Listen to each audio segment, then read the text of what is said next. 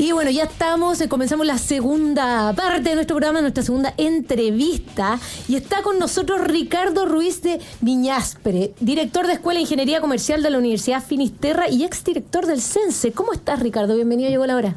Muy bien, muchas gracias por la invitación. Feliz de estar acá para poder conversar de algunos datos de empleo que obviamente son importantes para todo nuestro país. Oye, sí, notable, porque hemos visto que has escrito harto respecto a este tema. Y nosotros, bueno, muchas veces nos metemos en los temas económicos, el empleo, pero tú tocaste un par de fibras que son realmente importantes, que tienen que ver con el empleo femenino y el empleo juvenil, muy asociado a tasas de informalidad, lagunas en las cotizaciones. ¿Por qué no nos pones un poco en contexto de cuál es la situación actual del país en esa materia? Bueno, yo creo que todos los economistas estamos más o menos de acuerdo en que tenemos un problema grande en el mercado laboral, y desde hace tiempo.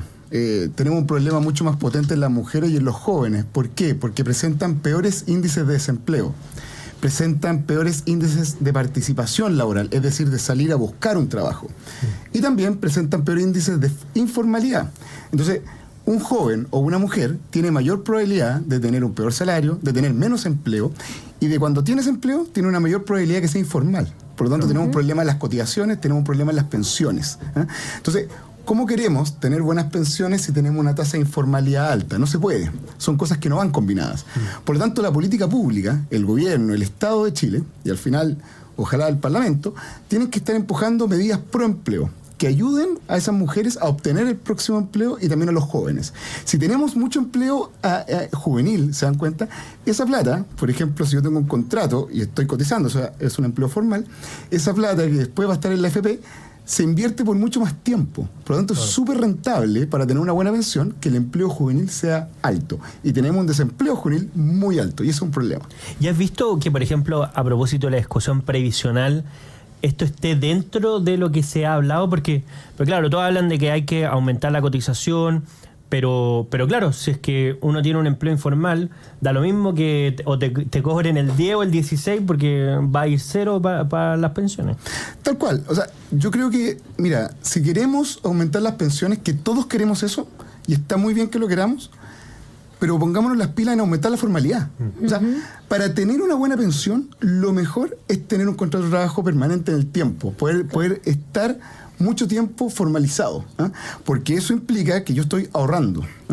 Entonces, es fundamental que nos pongamos como meta aumentar la formalidad, aumentar la contratación. Para eso, obviamente, tenemos que hacer mayor crecimiento en la economía, creciendo un 0,2% al año muy difícil, y eso fue lo que crecimos el año pasado, pero también mejorando los instrumentos que tiene el Estado para apoyar la generación de empleo. Y eso es lo que también escribo. Nosotros tenemos un subsidio al empleo de los jóvenes, que fue creado en el primer gobierno de Michelle Bachelet, y también tenemos un subsidio de empleo a la mujer, que fue creado en el primer gobierno de Sebastián Piñera. Pero esos instrumentos necesitan mejoras. Los montos son bajos, no pueden entrar nuevos grupos, como por ejemplo personas con muchas lagunas, y no podemos aumentar los montos en tiempos de crisis económica, por ejemplo. Tenemos una crisis como el COVID, aumentó el desempleo, cayó mucho la participación y la ocupación. Bueno, lo que nos gustaría es tener un efecto palanca, ¿cierto? Que en el fondo, cuando vemos que los ratios laborales empeoran, entonces los subsidios mejoran. Claro. Que es como lo que hace el Banco Central con la tasa de política monetaria. Cuando crece la inflación, bueno, entonces crece la tasa de política monetaria. Cuando cae la inflación, entonces la puedo relajar, ¿cierto? Oye, ¿y cuáles son los principales factores que incentivan o desincentivan el trabajo en las mujeres y en los jóvenes? ¿Qué son las principales complicaciones que se toman a ambos grupos para poder entrar al mercado laboral, para poder permanecer, para poder tener un empleo formal? Bueno, hay un artículo en el Código del Trabajo que justamente se está abordando ahora en el Parlamento, que es lo relacionado con las salas cunas, ¿cierto? Entonces, el artículo 203 del Código del Trabajo menciona que desde la mujer número 20, el empleador está obligado a pagar por la sala cuna, ¿cierto? Bueno, entonces, ¿qué hace el empleador que tiene la mujer número 19 contratada? No contrata a un hombre. Exactamente. Entonces, ese es el problema. Claro, esto como de la política, ponerle el costo a la mujer por ser mujer en vez de al niño. Es como que las mujeres solas en este mundo tuvieran hijos, y eso no es así. Lo tienen hombres, lo tienen la pareja, ¿cierto? Lo puede tener cada uno solo. Pero decir que solamente las mujeres son las que tienen hijos, como que eso está escrito en el Código del Trabajo, es un error. Claro. Entonces hay que apoyar a todas las parejas o a los hombres que tienen un hijo, ¿cierto?, que adoptaron un hijo, o a una mujer también, que tiene un hijo por sí sola. Pero no tienes que discriminar en términos del número de mujeres. Eso es un error. Entonces, desde la mujer número 1 es que tenemos que estar apoyando a esos niños menores de 2 años, ¿cierto? Por eso el proyecto de Sala Cuna, que nos hace a todos los trabajadores cotizar para generar un fondo y que ese fondo vaya en ayuda de las madres o de los padres, independiente de la empresa en que trabajan e independiente del número de trabajador que somos al interior de la empresa, creo que es positivo. Esos son los proyectos de ley que tenemos que empujar como país, y pronto. ¿Y cómo hacer, por ejemplo, para por ejemplo, cuando se le pone la carga también al empleador de este tipo de cosas, fomentar en paralelo que aumente el empleo? Porque que exista una alta cobertura en la Sala Cuna, sabemos que favorece, por ejemplo, el empleo femenino. Pero si por otro lado el empleador asume estas cargas, hay menos incentivos a generar empleo. Entonces, ¿cómo se logra el equilibrio entre esas cosas? Bueno, justamente por eso es que yo toco un tema que creo que no está bien abordado en la política pública ni en la discusión, que es justamente cómo mejoramos el apoyo del Estado. Obviamente hay una corriente que dice, mira, el Estado tiene que ser lo más chico posible, y podemos conversar de eso, pero el Estado existe y hay instrumentos que se supone que dicen estar potenciando el empleo, que dicen estar ayudando a la empresa a generar más trabajo, y que ese trabajo vaya justamente a los sectores más desposeídos de empleo: jóvenes, mujeres, personas con muchas lagunas. Bueno, justamente la política pública, justamente estos subsidios tienen que mejorar, y para eso se necesita una reforma legal, para que la empresa esté incentivada en generar más empleo, pero que ese empleo llegue a los sectores más desposeídos. Para eso está la política pública, para eso está el gobierno, para eso está el Estado, para ayudar a la gente a que obtenga ese nuevo trabajo. Obviamente tenemos que potenciar la inversión, tenemos que potenciar el crecimiento de la economía, y todos estamos hablando de eso, pero pocos estamos hablando de cómo mejoramos los instrumentos del Estado para que esas empresas contraten, para que la próxima contratación sea una mujer o un joven. Y perdón, que a propósito de esto mismo, hay políticas pro empleo que muchas veces se relacionan entre las empresas y los trabajadores. Pero muchas veces también está la autocontratación, y también, por ejemplo, personas individuales que deciden contratar a alguien como un contrato de trabajo, como asesora del hogar, por ejemplo. ¿Existen iniciativas que puedan ser valiosas para que esos empleadores también puedan tener estos incentivos para contratar y formalizar muchas veces a personas que los ayudan en su casa? Bueno, de todas maneras, los subsidios al empleo que existen, como el subsidio al empleo joven, el bono de trabajo a la mujer, o los subsidios al empleo que se crearon en el gobierno anterior, el IFE laboral, ¿cierto?, el subsidio contrata, justamente iban en la línea de ayudar a la formalización. Nosotros hoy día tenemos una tasa de informalidad del 28%. Sí, o sea, estamos cerca del tercio. Un tercio de las personas que trabajan en nuestro país. Por lo tanto, la meta país tiene que ser cómo disminuimos ese 28%. ¿Cómo lo llevamos a 25% quizás en 5 o 3 años? Y después cómo lo llevamos al 20%. Si nosotros tuviésemos una tasa de informalidad mucho más baja, nuestros problemas en pensiones serían mucho menores. Claro. Oye, y ahí me voy a meter en las cosas más de libros, pero Claudia Goldin, esta premio Nobel de Economía, hace toda una investigación con respecto a las mujeres, cómo trabajan y cómo cambia su trabajo a medida que aparece el primer hijo, que ahí es donde se generan las diferencias con los hombres. Entonces, pensando en esto, y ella también hace un análisis de las preferencias de las mujeres, y sale en ese estudio que las mujeres tienen una preferencia por la flexibilidad laboral.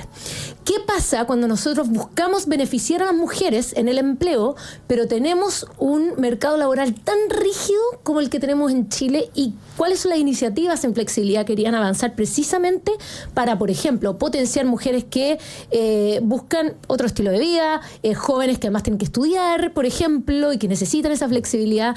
¿Cómo avanzamos hacia esto? Porque finalmente es una preferencia, sobre todo estas nuevas generaciones también que buscan flexibilidad de trabajar remoto y otro tipo de iniciativas. Bueno, justamente yo creo que una tarea pendiente de cómo nos ponemos de acuerdo en que el Código del Trabajo también potencie la flexibilidad. Yo creo que es fundamental poder irnos adaptando a nuevos tiempos en donde nos hemos ido dando cuenta, por ejemplo, que el teletrabajo es algo rentable, es algo que se puede hacer, es algo que cumple con la productividad que se espera de un trabajador. Ahora, hay que pensar también en ideas un poco más innovadoras. Por ejemplo, las empresas están obligadas a pagar un salario mínimo, ¿cierto? Por una jornada de trabajo específica, que tiene que tener mínimos y máximos dentro de ciertos días.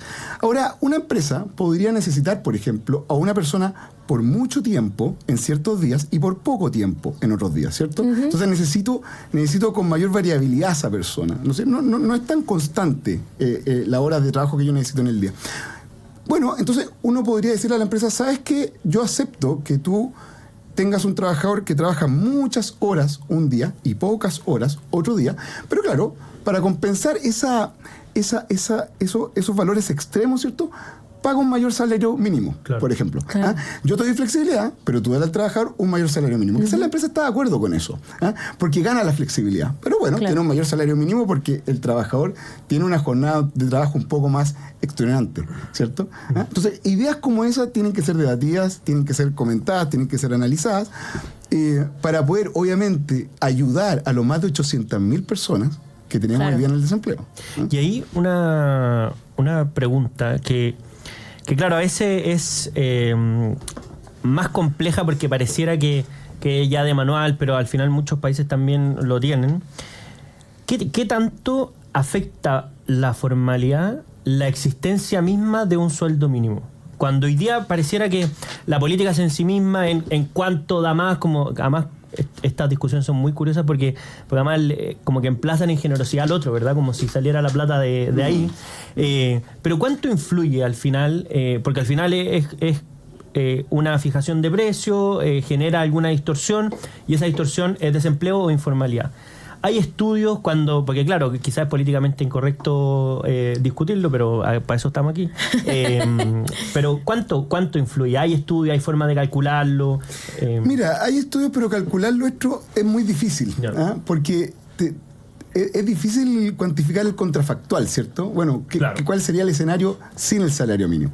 Ahora, obviamente, si el salario mínimo fuese menor, tendríamos una tasa de ocupación y tendríamos una tasa de formalidad seguramente mayor. Ahora, yo entiendo que tenemos un salario mínimo, entiendo que eso se va a mantener, eso no se va a modificar. Si el punto también es como condicional al salario mínimo, condicional a la tasa impositiva que hay en nuestro país, ¿cierto?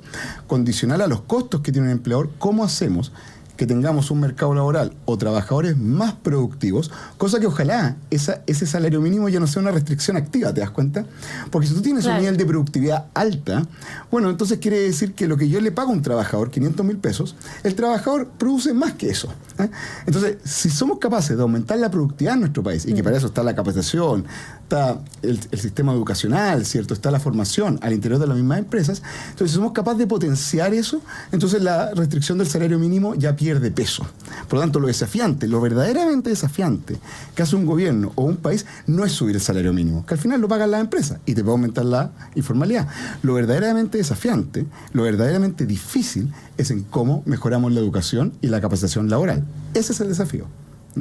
Yo como gobierno no me felicitaría por subir el salario mínimo. Claro. Yo como gobierno me felicitaría por aumentar la productividad laboral. No, claro, si yo tuviera en el fondo la gente toda prácticamente ganando mucho más del sueldo mínimo porque hay un mercado laboral activo, porque hay harta productividad, hay además un crecimiento económico con bajo desempleo, evidente que no me preocupo ahí, pero sí en este caso. Oye, y ¿cómo como en decisión de política pública, cómo ves tú la diferencia entre incentivos y regulaciones?